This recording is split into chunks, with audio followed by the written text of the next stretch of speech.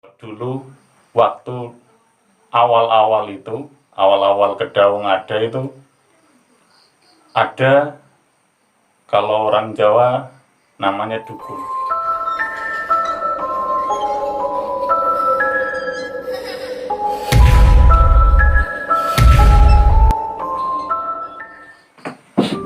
Assalamualaikum warahmatullahi wabarakatuh. Selamat malam teman-teman. Untuk video kali ini saya kedatangan teman. Dulu dia sih adik kelas saya ya, pas di sekolah menengah. Tapi karena kita berdua sudah lulus, jadi berpisah lah istilahnya gitu. Kemudian setelah pandemi ini karena lagi mewabah kan corona, jadi kita balik lagi ke rumah masing-masing. Kemudian kemarin kami bertemu.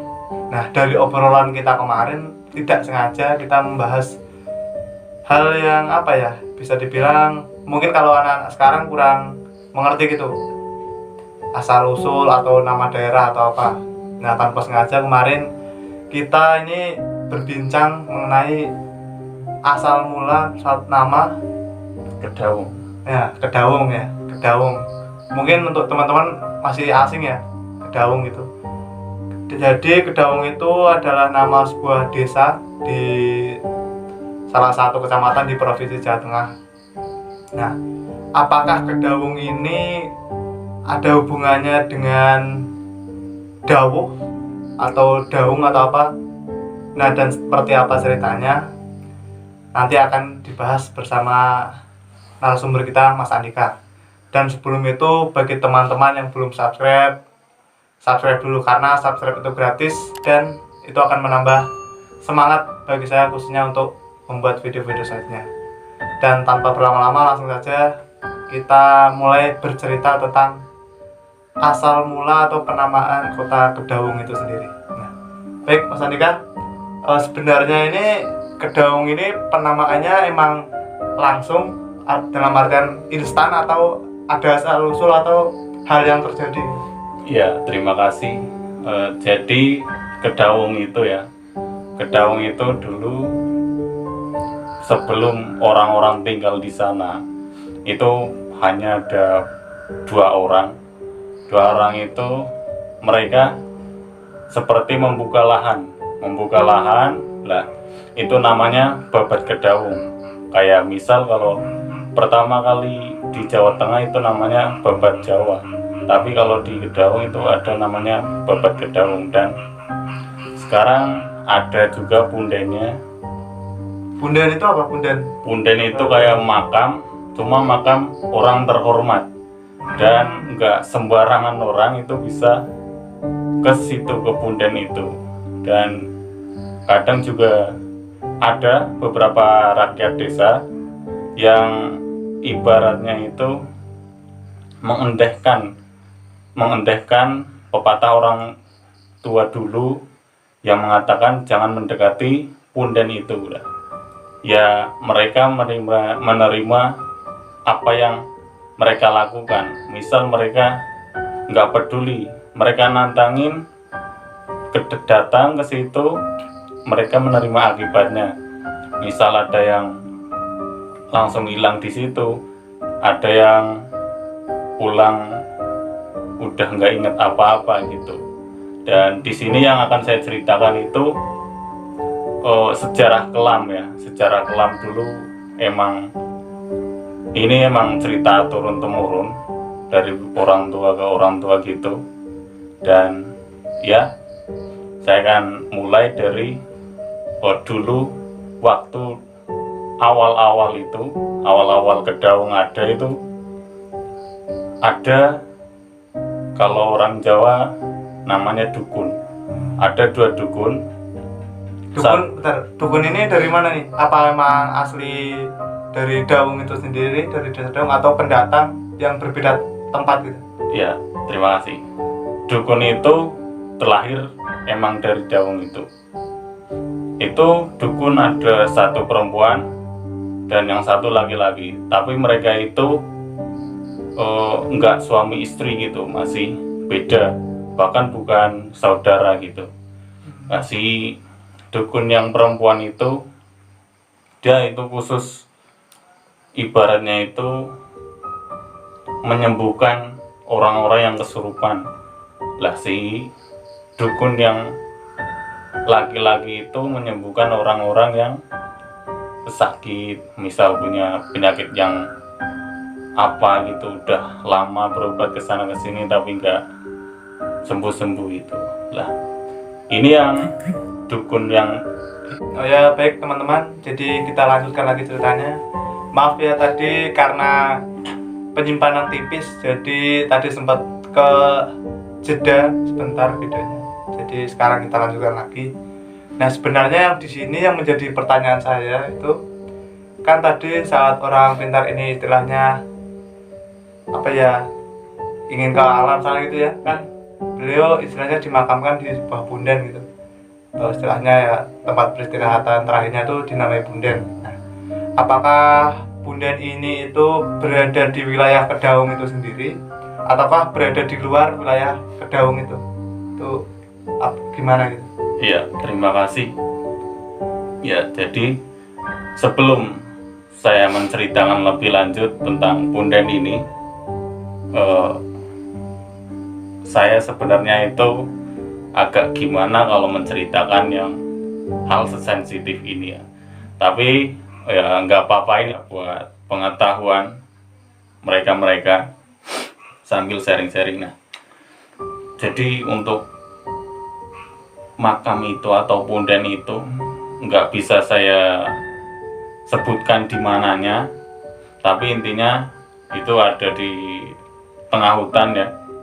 Di tengah hutan emang dijaga, dan untuk di desa Kedaungnya itu sendiri sekarang ada tambahan satu punden.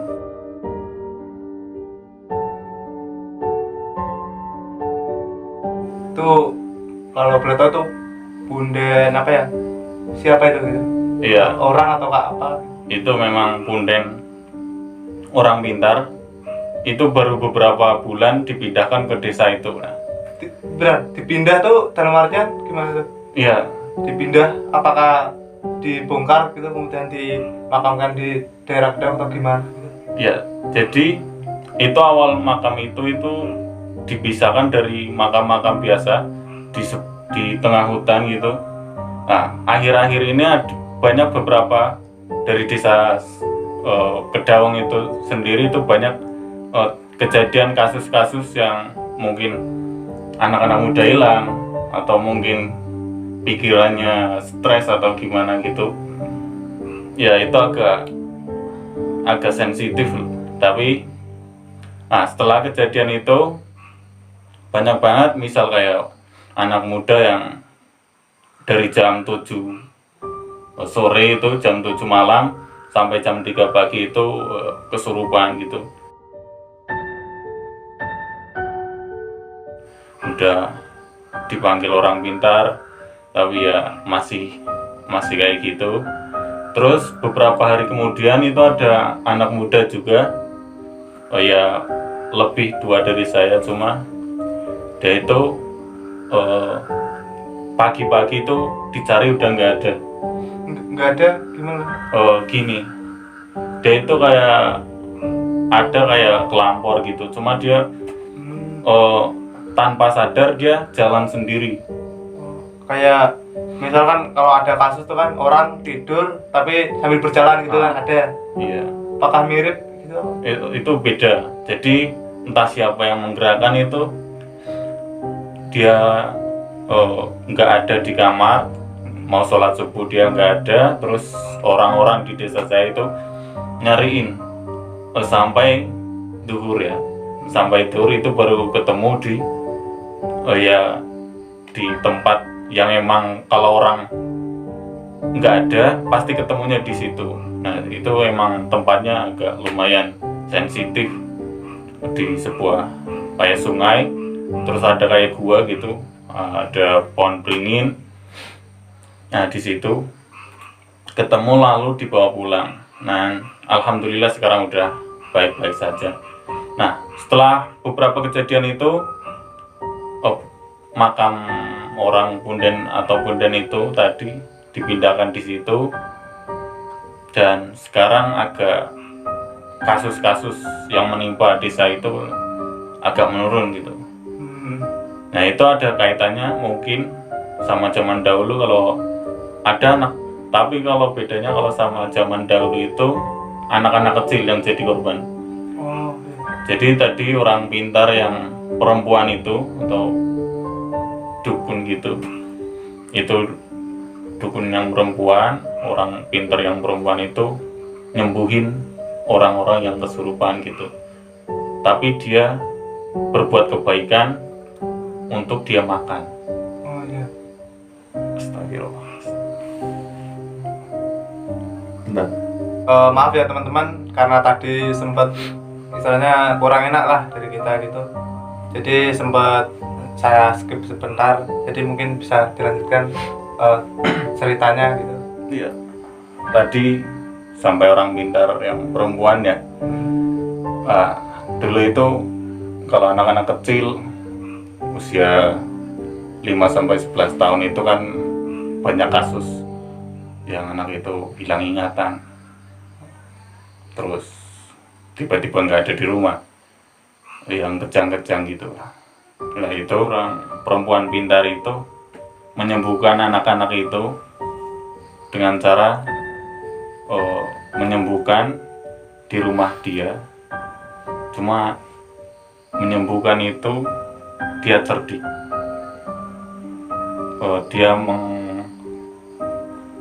dia menipu dengan dalil anak itu harus menginap di rumahnya.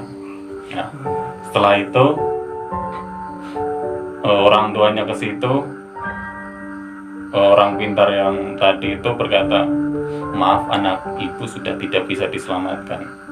Nah, udah terjadi beberapa kasus, terus akhirnya orang-orang situ curiga lah, ada yang beranikan diri ngelihat dengan mata kepala sendiri, ya memang anak itu dijadikan apa ya,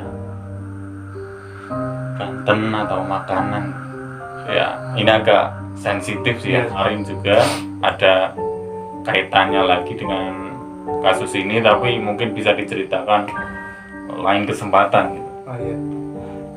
Baik teman-teman, jadi mungkin untuk cerita tentang Desa Kedaung ini sendiri mungkin kita cukupkan dulu. Mungkin pasti nanti kalau mungkin kan akan kita sambung ke bagian kedua, bagian ketiga dan seterusnya. Karena kalau kita membahas atau menceritakan suatu sejarah atau suatu histori dari suatu tempat, pasti tidak akan ada habisnya. Karena sejarah itu benar-benar sangat panjang. Dan tentunya mungkin pesan ya yang dapat diambil dari cerita ini adalah kemanapun kita datang ya, istilahnya kan kalau kita anak muda tuh senang lah kita berkunjung ke desa mana. Jadi istilahnya kemanapun kita gitu, kita harus tetap menjaga sopan santun istilahnya. Karena pasti suatu tempat itu apa ya istilahnya, memiliki kayak sejarahnya tersendiri lah, memiliki sejarah, terus memiliki kayak budaya sendiri gitu. Jadi kemanapun kita pergi gitu kita harus sopan, kita harus menjunjung tinggi yang namanya apa ya istilahnya, ya adab gitulah saat kita berkunjung gitu. Jangan kita istilahnya gimana ya, kayak kita kesana kayak merasa ingin gimana gitu, jangan. Karena kita kan kesana kalau ke tempat-tempat itu kan kita tamu istilahnya gitu. Jadi kita harus tetap menjaga sopan santun. Dan mungkin ini saya cukupkan dahulu cerita untuk hari ini. Kemudian oh ya, untuk teman-teman yang sekiranya punya cerita atau punya pengalaman apa, misal pengalaman horor atau pengalaman apa, atau mungkin punya pengetahuan tentang sejarah asal mula desa apa atau apa, bisa DM saya di deskripsi ataupun bisa melalui kolom komentar. Nah, sehingga nanti mungkin bisa kita berkolaborasi untuk istilahnya kita ceritakan gitu, agar istilahnya banyak orang yang tahu lah istilahnya cerita ini, karena ini juga pengetahuan, sehingga kita istilahnya pengetahuan itu kan apa ya, ya kita berbagi lah gitu. Jadi mungkin untuk kali ini saya cukupkan. Terima kasih Mas Andika untuk ceritanya. Mungkin pasti kita akan sering ketemu lah mumpung kita di rumah gitu. Karena kan apa ya, istilah teman lama gitu, enak lah kalau ngobrol gitu. Ya mungkin sekian konten hari ini gitu. Saya ucapkan assalamualaikum warahmatullahi wabarakatuh. Waalaikumsalam.